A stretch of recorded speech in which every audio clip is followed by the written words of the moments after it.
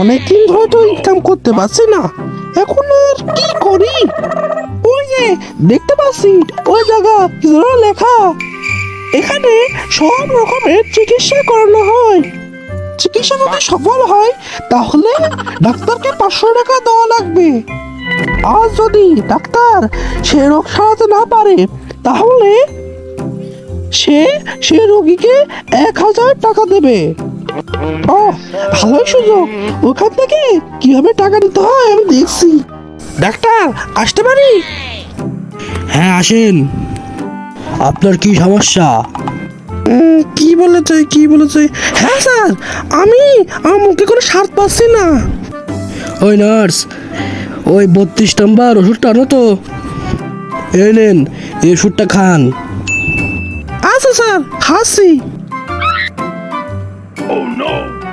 Sir আপনি কি ওষুধ খালেন? এটা পেট্রোলের মতো, আপনি কি পেট্রোল দিয়েছেন?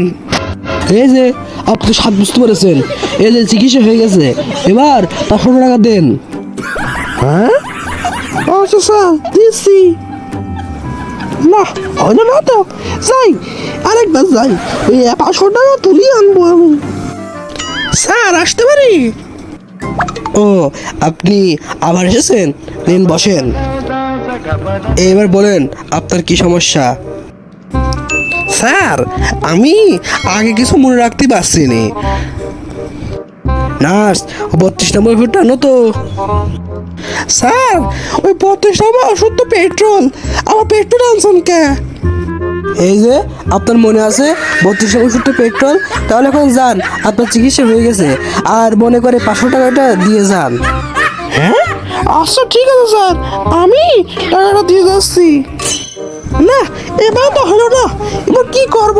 যাই, শেষবারের মতো যাই। আপনি আবার আসলেন? স্যার আমার আর একটা সমস্যা আছে। আপনার কি সমস্যা বলেন? স্যার আমি চোখে দেখতে পাচ্ছি না, দেখেন তো কি হয়েছে।